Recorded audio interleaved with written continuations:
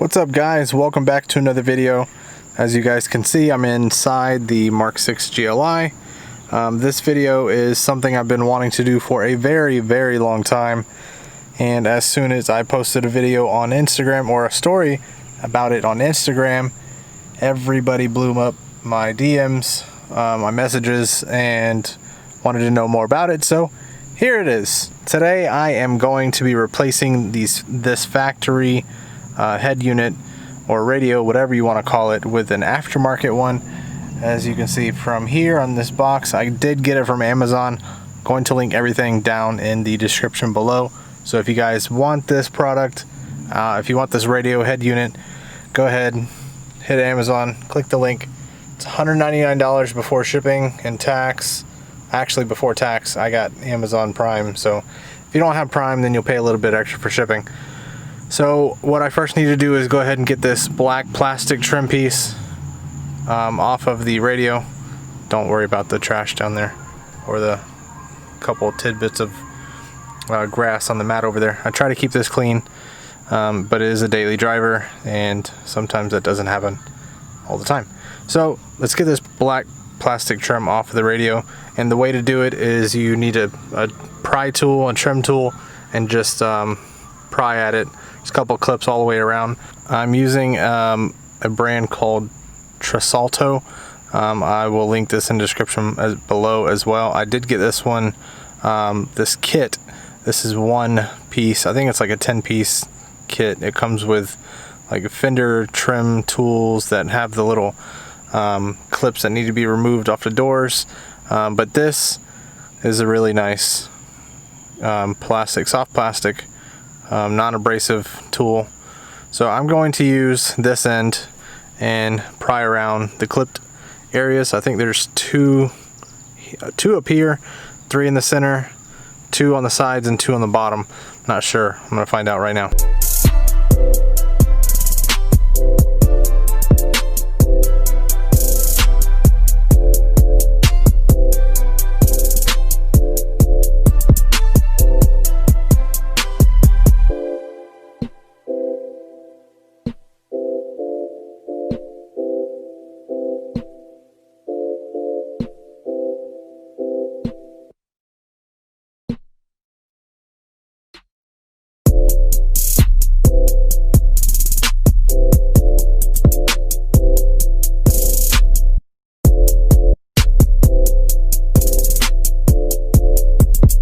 Next you need, I believe they're T20s. There's 4 of them. One here, one there, and one there.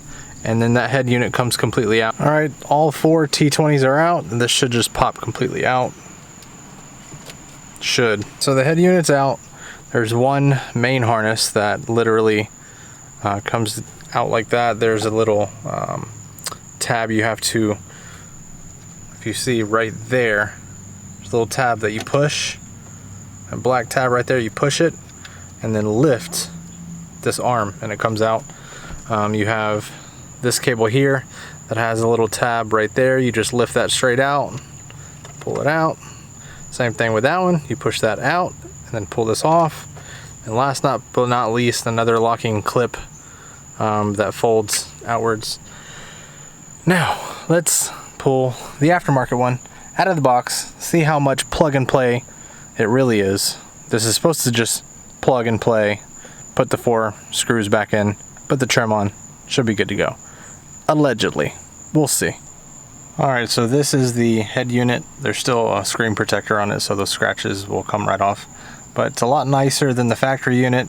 Still has some black trim that I like. There's a lot more screen room, I feel. Screen real estate, I feel. There are 2 notches here in the front. I'm not sure if that's what that's used for. I'll have to look in the directions. I don't know what TF stands for. I wonder if that's like a transmitter frequency. I don't know. I don't know what IR stands for. I need to look at that in the menu.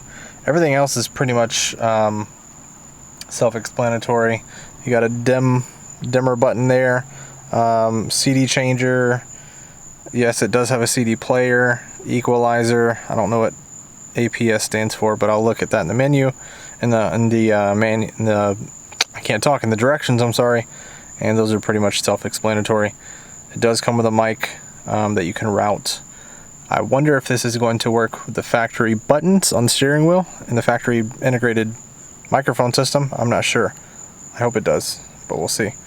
It comes with this. It also comes with a harness. This is actually not connected in the bag, so just went ahead and connected it to its supplied harness. This connects to the factory harness back over there. That one connects to the back of the radio, and you can connect your camera for your rear view camera and audio cables, auxiliary.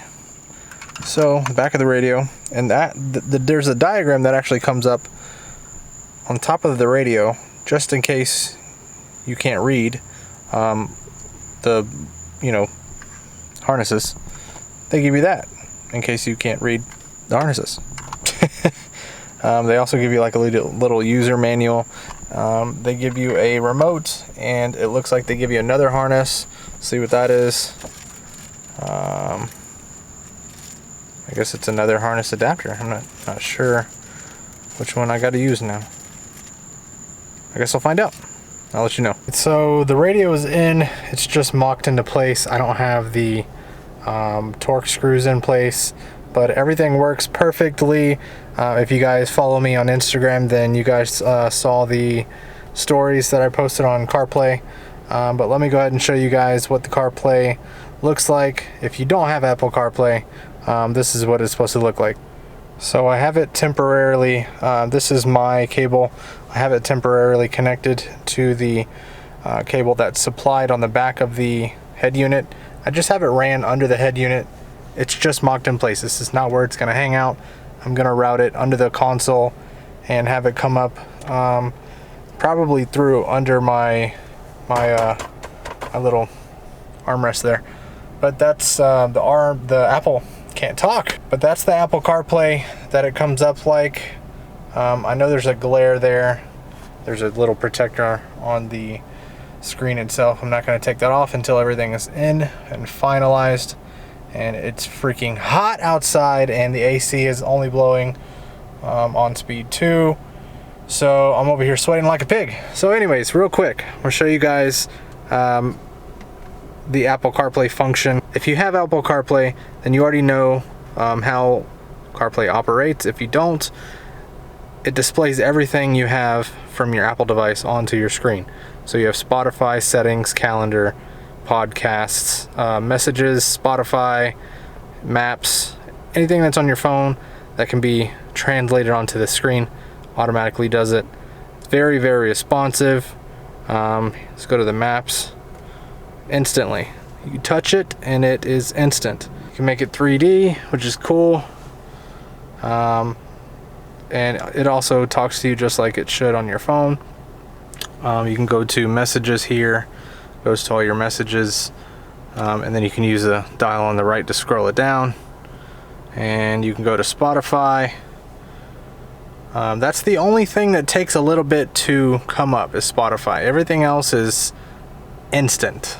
And then go home, you just push that button on the left, and there's all your apps. It's pretty amazing. For only $199, you get an OEM looking head unit. The only thing I have to complain about are these buttons right here.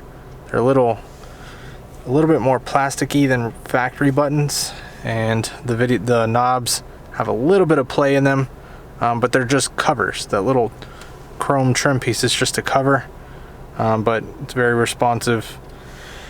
The only problem I'm having is the harness, the two harnesses that come with this kit. It says it's a plug and play harness. Well, that is true if you have the base model Jetta. If you have a base model Jetta or a Golf with, not the Fender audio group that I have on mine, just the basic 6-speaker, this harness will work perfect. You plug it in, everything works. I have the Fender audio group, and unfortunately the harness that's provided does not work. Back to the main screen. It's very, very responsive. You touch the button, bam, you're on the next station. You have the random stations, different bands, equalizer. Bluetooth is saying it's connected. You can hit home button there. You can scroll through different settings, instantly change your background wallpaper.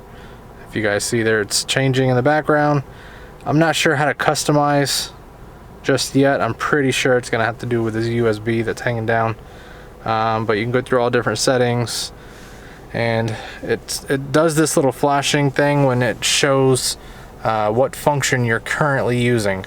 So if I were to connect to Bluetooth, the Bluetooth one would start flashing, yada yada yada.